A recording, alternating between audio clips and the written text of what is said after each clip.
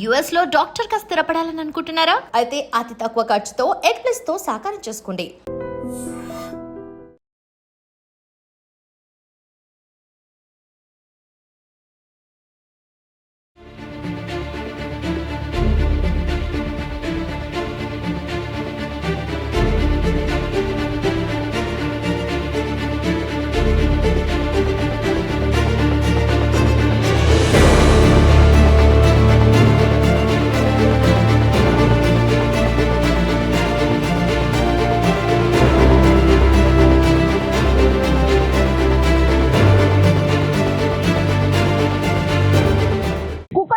అత్యంత దారుణమైనటువంటి ఘటన జరిగింది. యాక్చువల్లీ 10 ఏళ్ల అమ్మాయి పేరు వచ్చి సహస్ర.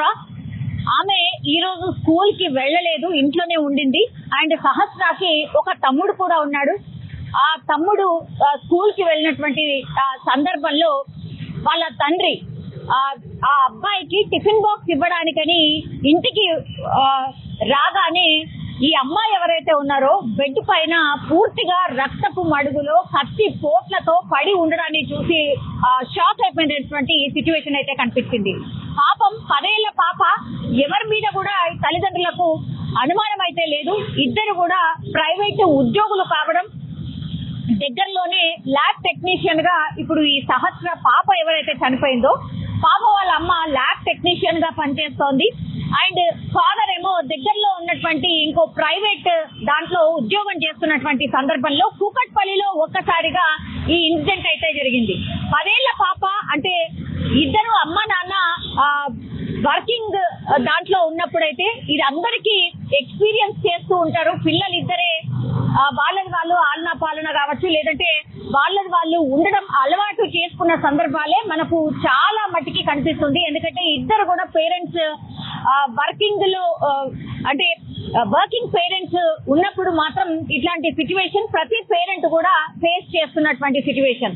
అట్లాంటిది ఈ రోజు కూకట్పల్లిలో మధ్యాహ్నం 1:10 ప్రాంతంలో తండ్రి పాప దగ్గర అంటే ఇంటికి రావడం, ఇంటికి వచ్చి ఈ బాబు ఎవరైతే ఉన్నారో ఆ బాబుకి టిఫిన్ బాక్స్ ఇవ్వడానికని ఇంటికి వచ్చి ప్యాక్ చేద్దాము అన్న సందర్భంలో ఒక్కసారిగా వాళ్ళ బిడ్డ బెడ్ పైన టోటల్లీ రక్తపు మడుగులో కత్తి పోట్లతో కనిపించడంతో ఒక్కసారిగా ఆందోళన చెందడమే కాకుండా వెంటనే సమాచారం అందించాడు. చుట్టుపక్కల వాళ్ళకు కూడా ఎవరినన్నా చూసారా, నా బిడ్డని ఇట్లా చంపేశారు, ఎవరు చంపేశారు ఏంటి అని బోర్న విలిపించడం చూసాం. అట్లాగే వాళ్ళ మదర్ కి వెంటనే ఇన్ఫర్మేషన్ రావడంతో ఒక్కసారిగా చుట్టుపక్కల వాళ్ళు అందరూ కూడా అక్కడికి రావడం, ఆ తర్వాత అత్యంత దారుణంగా అంత చిన్న పాపను ఎవరు చంపారు అనే కోణంలో ఇప్పుడు పోలీసులు అయితే విచారణ చేస్తున్న సిచ్యువేషన్ అయితే కనిపిస్తోంది. సహస్ర పేరెంట్స్ పేరు వచ్చేసి రేణుక,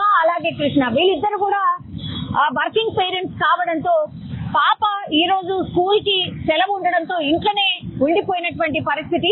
ఆమె ఆడుకుంటుందో లేకపోతే పడుకుందో తినిందో ఈ టైంలో ఏం చేస్తుందో అన్న థాట్ తోని వాళ్ళ నాన్న ఇంటికి వెళ్లి చూసేసరికి పూర్తిగా రక్తపు మడుగులో పడి ఉండడం, డోర్లన్నీ ఓపెన్ అయి ఉండడం, ఇదంతా గమనించిన తర్వాత గట్టిగా కేకలు వేస్తూ వాళ్ళ నాన్న బయటికి పరుగులు తీశాడు. చుట్టుపక్కల వాళ్ళందరూ కూడా వచ్చి ఏం జరిగింది ఏంటి అని చూసేసరికి పూర్తిగా పాప రక్తపు మడుగులో పడి ఉన్న పరిస్థితి.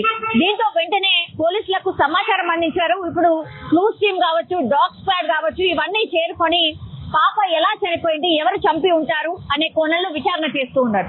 పోలీసులు ప్రాథమికంగా విచారణ చేసినప్పుడు వీళ్ళ పేరెంట్స్ ని కూడా అడిగినప్పుడు మాకెవరితోని శత్రుత్వం లేదు, మేమేదో మా పని చేసుకొని వెళ్ళిపోతాం కాబట్టి అసలు మాకు ఎవరి మీద కూడా అనుమానం లేదు, ఇంత దారుణంగా మా బిడ్డను ఎవరు చంపారు ఏంటి అని రోటిస్తున్నటువంటి సిచ్యువేషన్.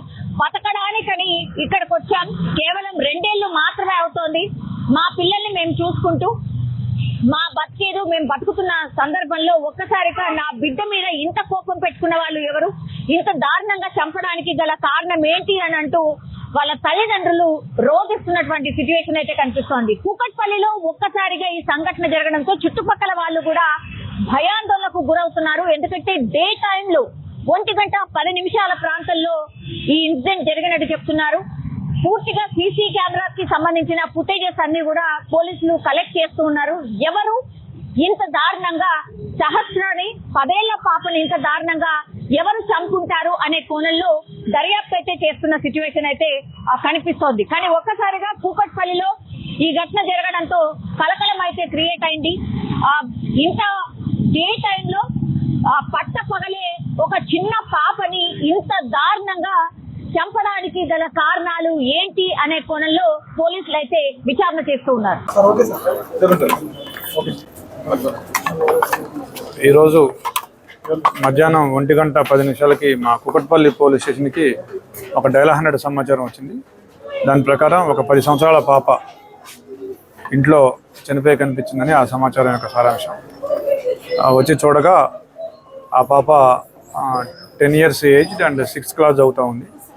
సో వాళ్ళ ఇంట్లోనే మంచం మీద పడి ఉంది. సో ఒంటిపై కత్తిపోట్లు ఉన్నాయి. సో ఇప్పుడు ఆ బాడీ చూసాము. తల్లిదండ్రులు చెప్పే వెర్షన్ ఏంటంటే వాళ్ళు 9 o'clockకి ఇద్దరు కూడా జాబ్స్కి వెళ్ళిపోయినారు. వాళ్ళు మళ్ళీ తండ్రి 12:30కి అట్లా బాబుకి బాక్స్ పంపాలని వచ్చి చూడగా పాప శవం బెడ్ మీద కనిపించిందని చెప్తూ ఉన్నాడు. సో బాడీని ఇప్పుడు పిఎంఈకి పంపిస్తూ ఉన్నాము. క్రూజ్ టీమ్ అండ్ మిగతా వాళ్ళు కూడా వాళ్ళ పని వాళ్ళు చేస్తున్నారు. సో పోస్ట్ మార్టం రిపోర్ట్ వచ్చాక మిగతా విషయాలు తెలియజేస్తాం. Thank you. తల్లిదండ్రుల చెప్పేదాని ప్రకారం వాళ్ళు ఎవరి మీద అయితే ఇప్పుడు వరకు అనుమానం వ్యక్తం చేయలేదు. స్పెసిఫిక్గా ఎవరి మీద కూడా తల్లిదండ్రులు అయితే అనుమానం వ్యక్తం చేయడం ఇంకా తెలియదు. వీఆర్ వెరిఫై. పాప కేంద్రీయ విద్యాలయం చెప్పి 6th క్లాసు హాలిడేస్ ఇచ్చారని చెప్పినారు. వాళ్ళు వచ్చి ఇక్కడికి 2 years అయిందని చెప్తున్నారు. Thank you.